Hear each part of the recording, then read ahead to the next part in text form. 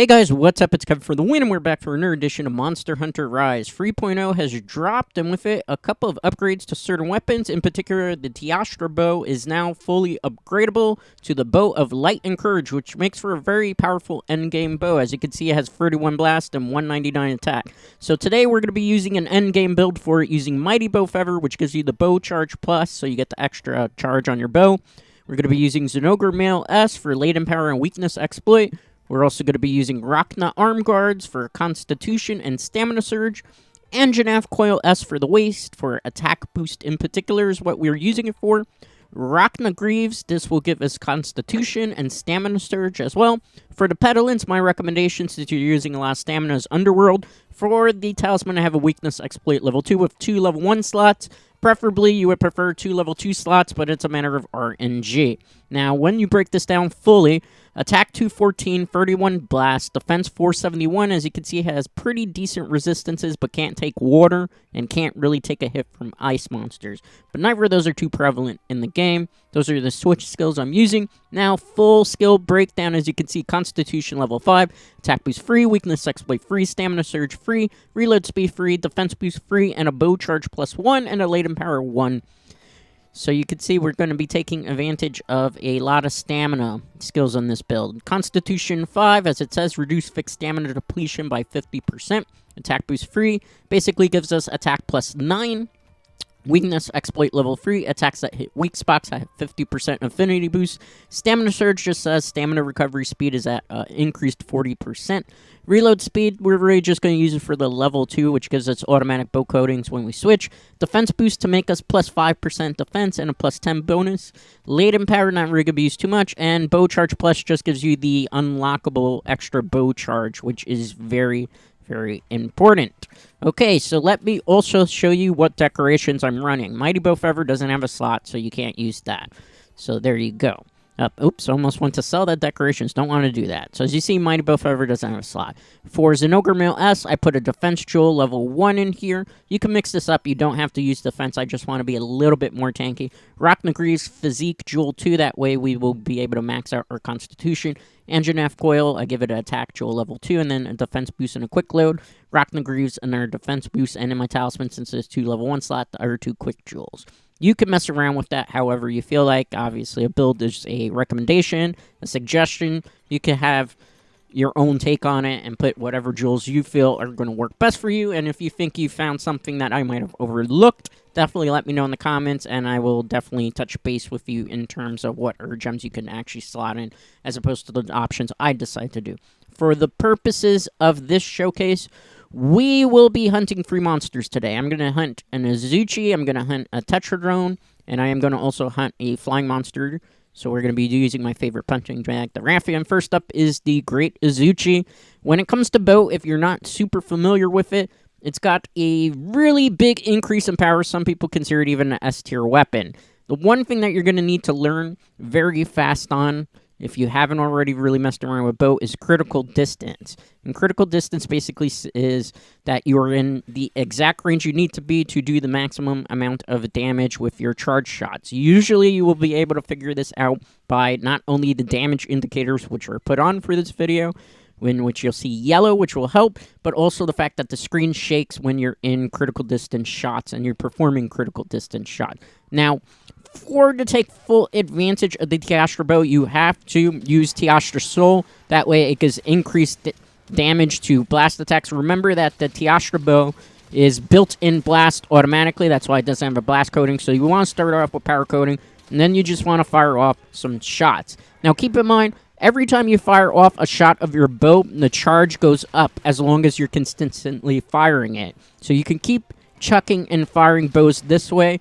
One of the things, though, you definitely want to do is fire 1 shot and then do 2 A's. That way you are usually stun and even potentially knock down the monster. When the monster is down, as you see here, you are going to wail on the face. Just keep firing shots and mixing up your combos. Combos are simple. It could be 3 regular shots into a shot, or it could be 1 powered up maxed out shot, which is a level 5, followed by 3 level A charges, which do maximum damage that way. It's a matter of learning your critical distance. As you see, one of the herb benefits is that the sidestep for the bow automatically adds a level of charge to your bow as long as you're already charging it. So that helps greatly. As you see here, we fired off 3 bow shots, then fired with an A. So follow-up shots. The follow-up shots are very important. In previous games, they weren't as important, but in this one, there's a very high increased chance of stun. Also, one of the things you could do is when you run out of your power coding, you could switch to close range coding. Basically, it means that you have to be a little closer for your critical distance, but you do an increased amount of damage. This comes in very handy for some of the smaller, weaker monsters, as well as if you've learned the pattern. Same strategy, you're just going to be wailing on the face. Every shot that you take will increase the level charge for the bow, but it's very important to constantly be hitting the A button after you fire off a couple shots because it guarantees usually a stun, and stuns usually can lead down not only to knockdowns, but exhaust. Okay, I missed the shot there. One of the good things that this armor does is it manages to consume your stamina very little, so you're able to fire off a lot more shots, you're able to hold a lot of shots, and as you can see, we had no difficulties dealing with the Great Azuchi. The reason for that is because Teostra Soul automatically buffs the damage of Blast. So every time that you see 144 on the screen, that is basically Teostra Soul's blast damage going off. And then on top of that, if you're hitting a critical weak spot with Weakness Exploit maxed out, you will be able to do a lot of damage. Unfortunately, for this particular build, you would preferably want to also be able to fit in Critical Boost. The problem with that, however, is you are very dependent on getting at least a level 2 slot Weakness Exploit Talisman, or at least a Critical Boost level 2 with 2 level 2 slots, so you can fit Weakness Exploit that way. Those are really the only ways you could play around with it, because unfortunately this armor doesn't have that many level 2 slots, and the level 2 slots that it has, you would either have to sacrifice Attack Boost, which would do significantly less damage, and you still want to be able to maximize your critical boost that way, or you would have to take out Physique and Attack Boost, and then the armor becomes less optimized, which, again, I do not recommend. It's probably better to just have the level 3 Attack Boost. Anyway, as you see, when I bring up the clear time here, this shouldn't be any longer than, 3 minutes and 29 second clear time on a Great Azuchi, and that was because I missed a couple of shots that were critical hits. Like, if I had kept wailing on the face, it probably would have been down to even 3 minutes flat, or even 2 minutes sub 40 second. Group of 4, you would have probably done that in a minute. Alright, so for the next showcase of this particular set build, I will be taking on the Tetradrone. Tetradrone is a good example of showing you what really you want to do in terms of the bow weapon, because since it has a very large face, obviously a lot of monsters in Monster Hunter Rise weakness tends to be usually primarily the face. There is some tendencies where it could be the back, particularly the Apex Rathalos is one of the monsters where the weak spot is more on the back, and then also the new monster, even though it's an old returning variant, I guess you could say, the Crimson Glow Valstrax, its weakness spots are actually on the wings and the back and not the face. So obviously for every monster it's going to be different. I can link you in the description to a guide for where all the weak spots are for the monsters, but remember, for this build you have to be constantly targeting the weak spots, which you'll know because the yellow will be popping up. That's how you have to do the maximum damage. If you're not attacking and you're seeing gray number, you're not doing it right, or on top of that you could not be within proper critical distance. Case in point there, as you see, I'm not really in critical distance. Now I am. You hear the noise that the bow is making? Took an unnecessary attack there. Now, same strategy as before. You're going to dodge around whenever the monster attacks to get an extra charge off. You're going to fire off a shot and then usually do 3 to 2 follow-up shots on the face.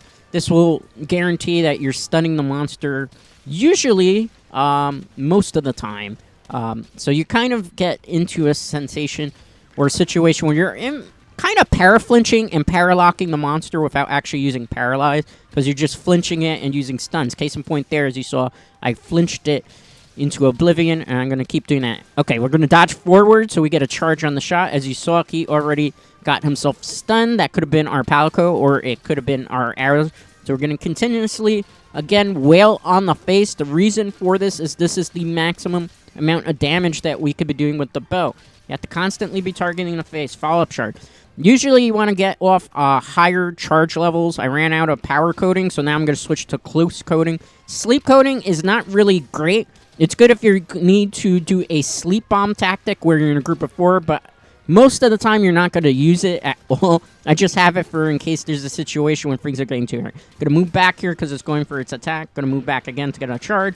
Again, firing off on the face, followed by usually 2 to 3 follow-up shots, which are done with the A button. Okay, the monster's out of position here. I'm going to try to take advantage of it and try to get it repositioning. That's the only thing that really will affect your clear times. If sometimes, okay, I need to dodge forward there. Unfortunately, I got hit. I'm kind of low on stamina, so I'm going to have to be a little bit careful here.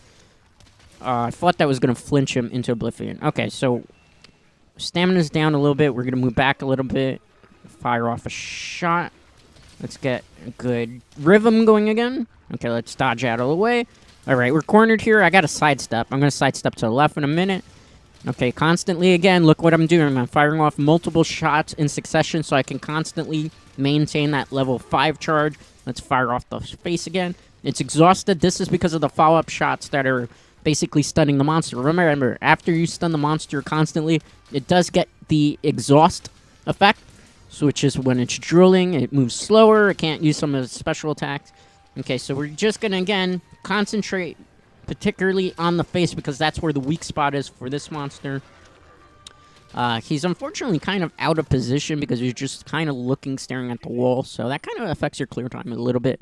Again, it's very dependent on how the monster's behavior is. Sometimes you'll get this great run. This is still particularly a very good and fast run. It's just we could have probably shaved off about 30 seconds if he wasn't just constantly staring at the wall. All right, let's try to draw his attention this way. He's going to try to go fat. That's not going to matter. As you can see on the top right corner, the blue icon means that he's close to death, and also we would be able to capture him. We're not going to capture him. We're just going to constantly dwell on that face. I should dodge here, but I'm in the animation. I probably should have canceled. That's my own fault there.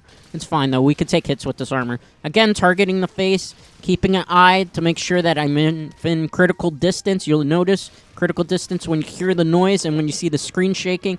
If you're not seeing that and you're seeing very gray areas, that means you are not within proper distance for the bow and arrow. Bow and arrow is all about positioning. And for this particular build, it's very vital to get optimal positioning so you can see numbers such as this being displayed.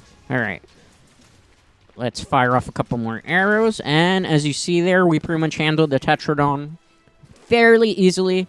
Again, that is kind of the most optimal way to play bow. You have to just constantly focus on the weak points and then just hammer on. The reason why the Teostra Bow, in my personal opinion, is the best of the endgame bows is because it mixes things up. Its first 2 shots are a level 4 and a level 5 pierce shots.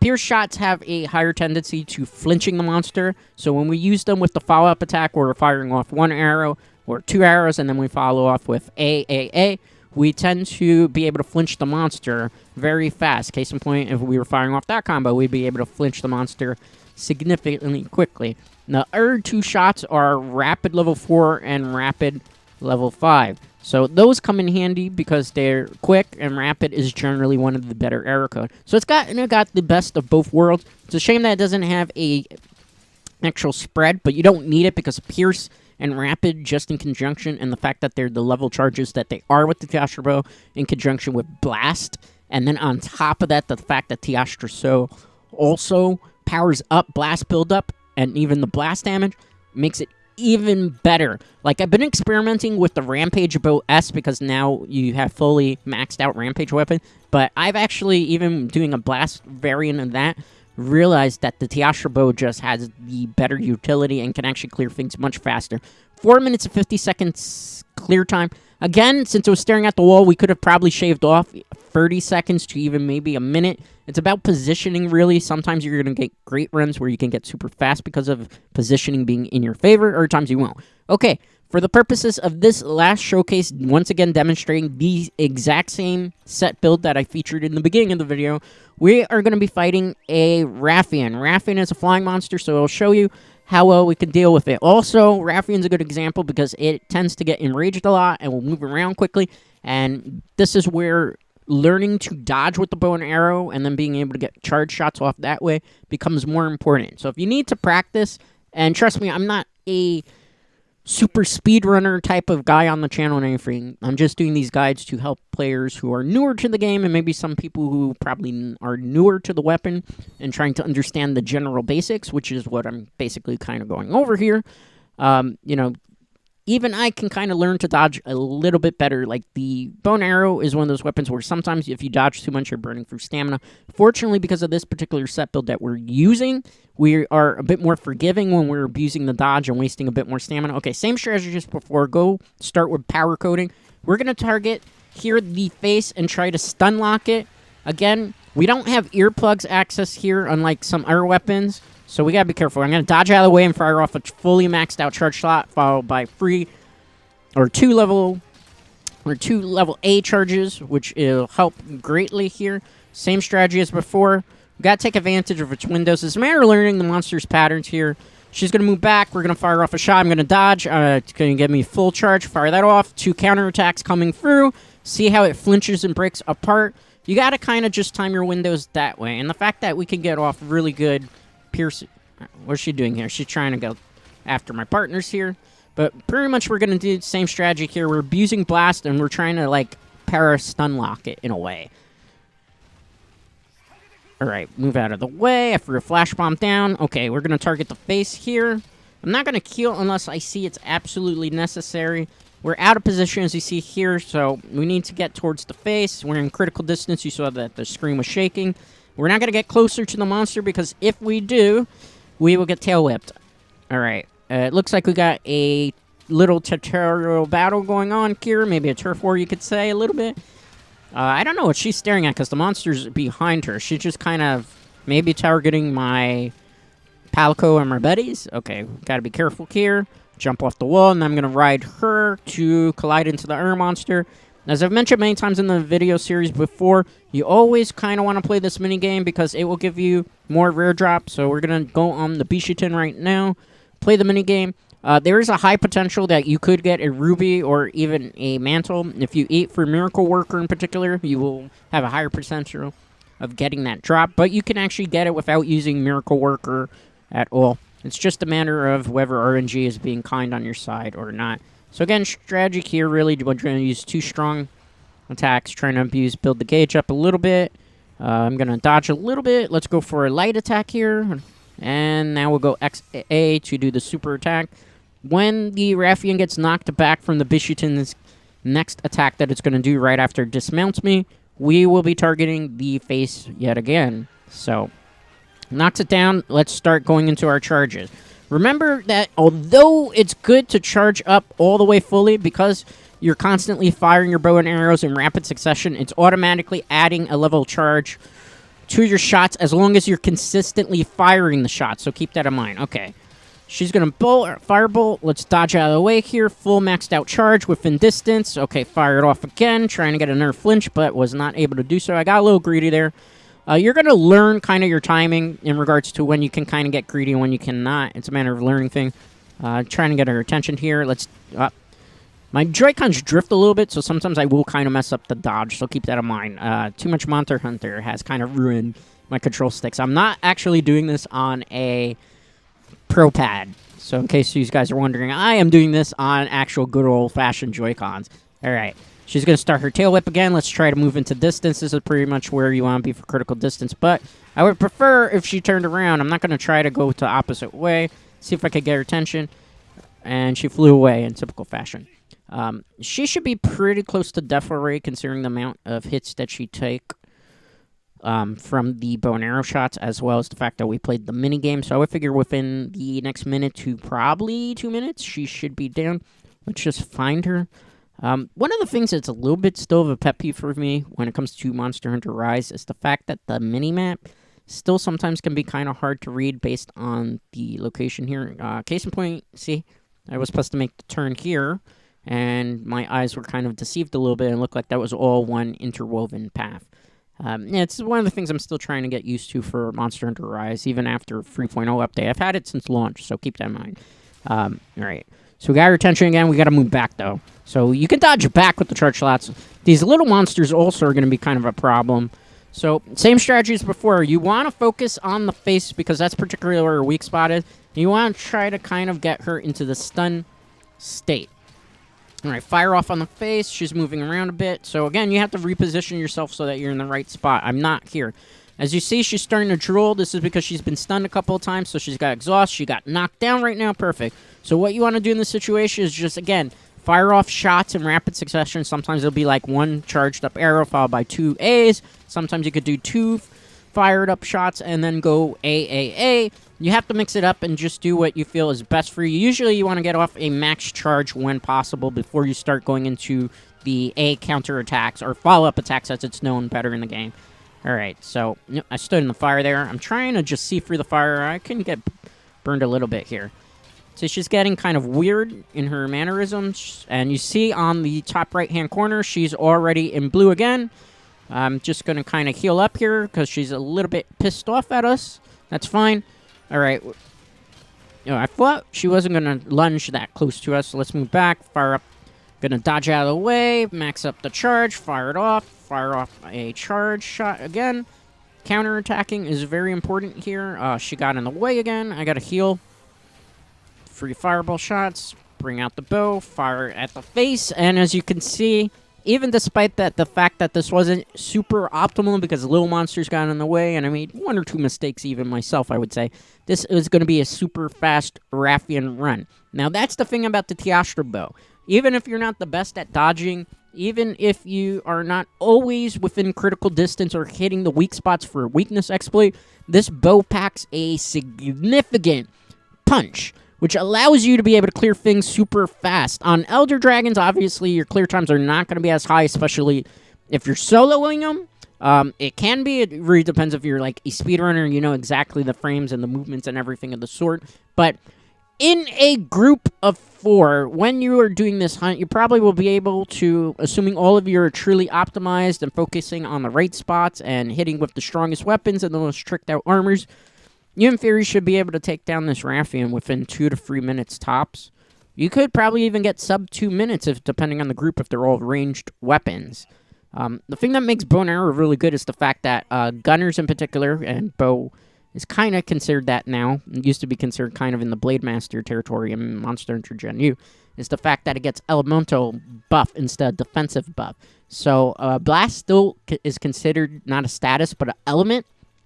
So it is able to take advantage of the gunner boost from that, which helps them with Teostra Bow as built-in Teostra Soul, particularly ramped up skill. So there's a lot of things. So that was 6-minute clear time, guys. That's going to do it for today's video. As always, a like is greatly appreciated on this video, and consider subscribing to the channel if you haven't already done so. I will be back in the near future with another Monster Hunter Rise video. Till next time.